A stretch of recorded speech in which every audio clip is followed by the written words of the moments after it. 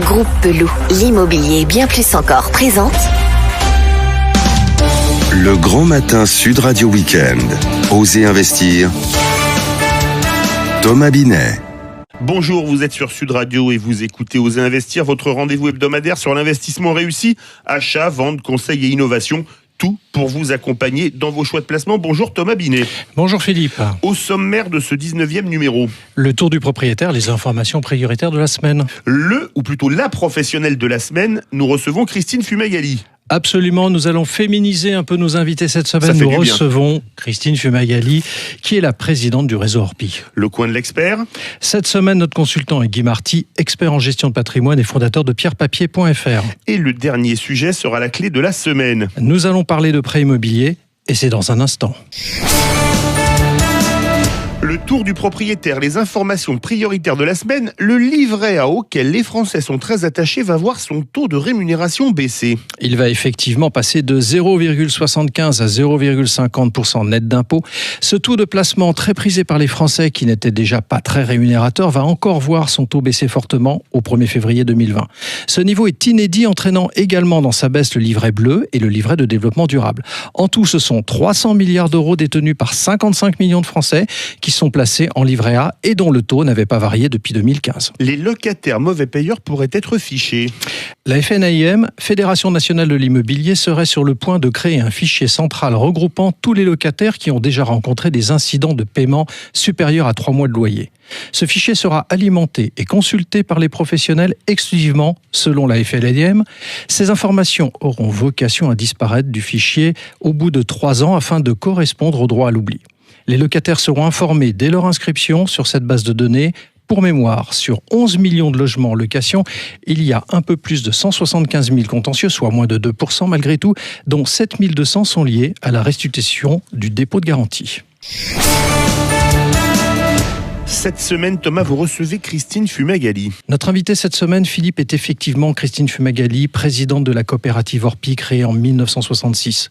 Vous êtes le premier réseau français en nombre d'agences, étant donné que vous en avez 1300, avec 7000 collaborateurs. Chaque année, ce sont 120 000 biens loués et 46 000 transactions que vous réalisez. Bonjour Christine Fumagalli. Bonjour. Avant toute chose, Christine Fumagalli, vous pensez quoi de cette initiative de la FNAIM que je viens d'évoquer ? Vous la trouvez nécessaire alors qu'on voit que le taux de sinistralité en définitive est assez faible ? Alors cette proposition, elle fait suite au rapport Nogal et à l'obligation qui va nous être faite en tant qu'administrateur de biens de devoir garantir le paiement des loyers et la détérioration immobilière au niveau des bailleurs.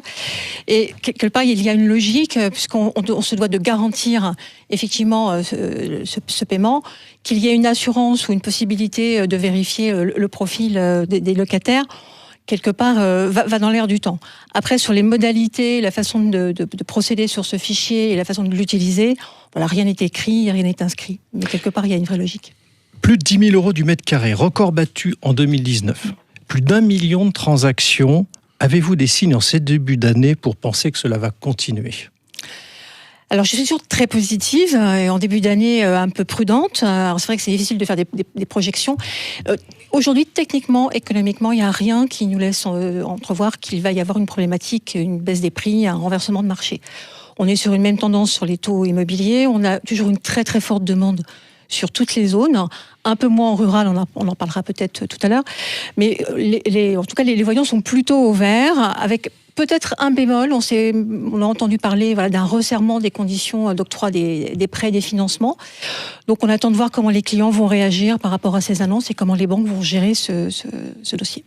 Votre réseau Orpi est très présent en région. Donc moi, je voulais vous parler justement d'un marché, qui est le marché parisien Île-de-France, contre le marché peut-être des régions. Est-ce que c'est un marché à 2 vitesses, selon votre analyse ? Oui, il y a un marché à 2 vitesses, ça c'est évident. C'est pour ça qu'on peut difficilement aujourd'hui, avec du sens, donner une moyenne nationale qui ne veut plus rien dire. On a ces zones très tendues qui captent l'emploi et qui attirent, et des zones aujourd'hui qui sont plus délaissées. Alors c'est vrai que sur les zones tendues, on parle de Paris, on parle par exemple de Lyon, qui sont des centres importants, névralgiques. On est sur des augmentations de prix importantes, puisqu'on est à presque plus 9 sur Paris. On dépasse allègrement les 10 sur Lyon encore cette année en termes d'augmentation de prix. Avec un phénomène quand même que l'on constate nous fortement en fin d'année, c'est que le fait d'avoir une offre qui se raréfie sur ces zones très tendues fait que le client, le consommateur se tourne vers des zones un petit peu plus éloignées de ces centres. Dans la mesure où on a un accès transport ou voiture possible aux alentours d'1 heure, 1 heure et quart, on a des zones qui commencent à bouger très nettement. Si je prends l'exemple de Paris, l'Île-de-France, on s'aperçoit que sur Orléans, sur Évreux, qui sont des agglomérations où il y a eu des vrais projets d'urbanisme et une vraie politique de développement de l'agglomération, on a à nouveau un volume et des prix qui ont tendance à monter. Votre réseau, Christine Fumagalli, est très implanté dans le sud-ouest, terre natale de Sud Radio. Alors, pour nos auditeurs qui nous écoutent de Toulouse et ses alentours, comment analysez-vous ce marché régional ? Je me permets de rappeler quand même qu'en 2019, pour orienter un peu ma question, c'est plus 7,3% selon meilleursagents.com. Toulouse est dans le top 10 des métropoles françaises. Oui. C'est une très forte progression. Oui. Comment voyez la situation pour l'année à venir ? Alors sur Toulouse, on a une forte attractivité de cette ville depuis longtemps. On s'aperçoit aujourd'hui que le marché est actif et qu'on est sur l'intramuros de Toulouse, vraiment sur une zone qu'on peut qualifier de zone très tendue. Avec aujourd'hui, pour vous donner un exemple, une annonce publiée à l'instant par une agence enchaîne donc des appels, des visites et pratiquement dans la journée 3 ou 4 offres d'achat. Donc ça vous donne la rapidité à laquelle les clients réagissent. Ce qu'on peut dire, c'est que dans la ville de Toulouse, il y a effectivement des quartiers qui deviennent de plus en plus attractifs. On a des zones qui attirent. On a la future ligne du métro qui, sur le tracé, provoque des réactions directement sur le marché du logement. Et on a des quartiers, je les cite, Bonnefoy, La Roseraie, qui se trouve donc au nord, autour de la gare. On a le quartier également de Rangueil, qui sont des quartiers qui bougent beaucoup. Donc une forte attractivité. Et on retrouve sur la région de Toulouse le même phénomène dont je vous parlais tout à l'heure, à savoir vers Albi, des zones qui finissent par intéresser par ricochet en disant on ne trouve plus dans le centre de Toulouse, dans l'environnement de Toulouse. Et Albi va être une zone à surveiller de très près dans le courant de l'année 2020. Vous êtes très engagé sur la reconnaissance du métier d'agent immobilier. Vous avez conjointement avec la FNAIM, dont on parlait tout à l'heure, mené une démarche d'identification en créant un caducée pour symboliser votre profession, à l'instar des métiers médicaux et juridiques. Vous jugiez donc que le métier d'agent immobilier était menacé d'une certaine manière pour mettre en place cette approche ? Alors il y avait, comme je pourrais dire, un trou dans la raquette, c'est-à-dire que nous étions une des rares professions réglementées, on a la loi Hoguet qui réglemente notre profession, à ne pas avoir de reconnaissance de titre. Donc le caducée, c'est un deuxième effet, on peut dire, qui se coule par rapport à cette reconnaissance du titre. Il y a d'abord fallu inscrire dans la loi le titre d'agent immobilier, d'administrateur de biens et de syndic de copropriété, qui nous donne une vraie reconnaissance et une vraie légitimité à la hauteur des obligations de la profession. Et le caducée, c'est simplement la traduction pour le consommateur, le repère, qui leur fait dire que voilà, là, on sait qu'on va trouver un vrai professionnel. Christine Fumagalli, nous allons passer à la question bonus. Pendant toute la durée de votre interview, Pierre Leroy, qui est le président de la French PropTech, mouvement des startups françaises de l'immobilier numérique, vous a écouté et a une question à vous poser. Pierre Leroy, Christine Fumagalli est prête à vous répondre. Oui, bonsoir Christine. J'avais une question en fait. On sait qu'à l'heure actuelle, chaque euro compte dans la vente du bien, et on voit émerger pas mal de nouvelles agences immobilières digitales qui se présentent comme agences nouvelle génération et qui proposent souvent des modèles de tarification très compétitifs, en tout cas qui cherchent à se démarquer du modèle traditionnel. Vous, comment, par rapport à votre réseau et vos agents, vous justifiez aujourd'hui en fait vos tarifs liés à la vente ? Alors c'est vrai qu'on est dans un univers comme beaucoup qui est pas mal bousculé par tous ces nouveaux modèles. C'est plutôt une chance parce que ça nous oblige à poser les vraies problématiques, à y réfléchir et à trouver des solutions. En l'occurrence, cette arrivée de nouveaux acteurs a pour conséquence, pour nous c'est pas une inquiétude, c'est plutôt au contraire un bon faire-valoir. Pourquoi ? Parce que ces nouveaux acteurs ne sont pas des agents immobiliers. Encore une fois, je reboucle avec ce qu'on disait tout à l'heure, l'agent immobilier et la reconnaissance des titres. Le professionnel de l'immobilier, c'est quelqu'un qui a un niveau de professionnalisme, d'expertise qui est reconnu par une carte professionnelle, qui accompagne un consommateur ou un client sur l'ensemble d'un parcours immobilier et pas simplement sur le spectre de la vente, qui est bien souvent ce que fait la nouvelle plateforme. Donc, qu'on ait des honoraires qui soient à la hauteur du conseil prodigué, des alertes prodiguées, que ce soit sur l'architecture, sur la fiscalité, sur le juridique. Voilà, ça n'a rien de choquant. Il y a toutes les raisons qu'on n'ait pas les tarifs forfaités comme peuvent l'avoir ces plateformes digitales. Merci Christine Fumagalli de nous avoir rendu visite sur le plateau d'Oser Investir. Je vous propose de rester avec nous parce que les rubriques qui vont suivre vont vous intéresser. Et je rappelle à tout le monde que vous êtes la présidente du réseau Orpi. Le coin de l'expert, et cette semaine c'est Guy Marty, vous êtes notre consultant en gestion de patrimoine et fondateur de pierrepapier.fr.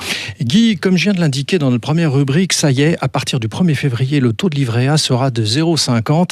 C'est terrible si l'on songe que de toute façon l'inflation est un peu supérieure à 1%. C'est symbolique aussi car le livret A, c'est l'épargne de tout le monde, 55 millions de détenteurs, disions-nous, et près de 300 milliards d'euros.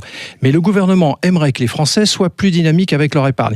Comment avez-vous réagi à l'annonce du taux de 0,5 du livret A? Eh bien d'abord, j'ai vérifié d'où on venait.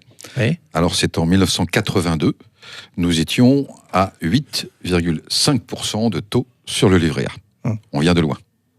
Et puis je me suis souvenu, en 1990, le ministre des Finances de l'époque, Pierre Bérégovoy, Absolument. passait à la télévision pour demander aux Français, s'il vous plaît, mettez plus sur votre livret A.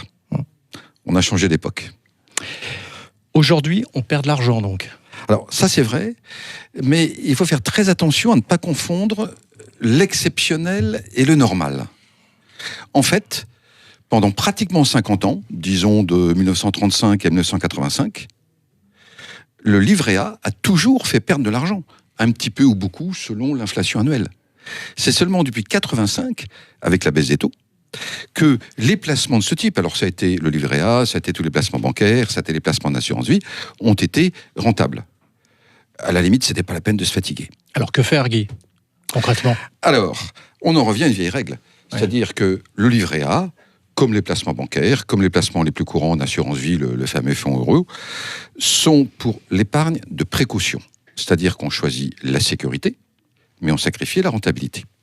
Alors, si on veut préparer sa retraite, ou si on a des objectifs d'enrichissement par l'épargne, autrement dit, si on veut transporter de l'argent dans le temps, eh bien, il faut y aller. C'est soit l'immobilier, soit la bourse, soit les deux.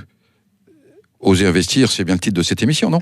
Absolument, Guy, et vous êtes toujours le bienvenu. Merci, Guy Marty. Et maintenant, place à la clé de la semaine. Vous souhaitez nous parler de prêts immobiliers, Thomas? Oui, rares sont les personnes qui peuvent acheter comptant. C'est pourquoi, lorsque vous souhaitez faire un achat immobilier, vous avez pour nécessité de faire vos calculs afin de savoir à combien vont vous revenir les remboursements mensuels de votre prêt. Mais avant même de vous lancer dans ces calculs fastidieux, vous devez de trouver la banque qui vous accordera votre prêt au meilleur taux. Vous voulez nous parler de la société Hello Prêt? En effet, Philippe, comme nous venons de le dire, trouver la banque qui vous accordera votre prêt au meilleur taux est un sacré challenge. C'est pourquoi je souhaite vous parler d'Hello Prêt. Cette start-up vous propose une offre de courtage en prêt immobilier entièrement en ligne. Contrairement aux courtiers à proprement parler, qui sont rémunérés par le client ainsi que par la banque, Hello Prêt a décidé de se faire rémunérer exclusivement par la banque de manière à proposer un service gratuit à ses clients. Et alors, comment ça fonctionne? Il vous suffit de vous rendre sur leur site internet helloprêt.fr. Tout d'abord, vous devez faire une simulation gratuite qui se fait en moins de 2 minutes. Sachez que vous pouvez à tout moment entrer en contact avec un expert d'Hello Prêt qui vous accompagne tout au long de votre projet. Une fois que vous avez chargé toutes les pièces demandées par Hello Prêt sur leur plateforme, leur expert s'occupe de vous trouver le crédit le plus adapté, le plus compétitif du marché parmi les banques partenaires. Voilà, c'était le 19e numéro d'Oser Investir, l'hebdo de l'investissement réussi. Merci de nous avoir suivis. Vous pouvez retrouver l'intégralité de l'émission sur sudradio.fr dans la rubrique podcast ou sur vos smartphones en téléchargeant l'application Sud Radio, mais également sur oserinvestir.fr où vous retrouverez l'émission ainsi que les anciennes et bien plus encore. Bon dimanche et à la semaine prochaine. Besoin d'un spécialiste en immobilier? Depuis plus de 50 ans, le groupe Pelou est le partenaire de toutes vos opérations immobilières. Avec 3 structures complémentaires qui vous apportent des solutions immobilières sur mesure. Besoin d'informations? Retrouvez-nous sur groupepelou.com. Groupe Pelou, l'immobilier et bien plus encore.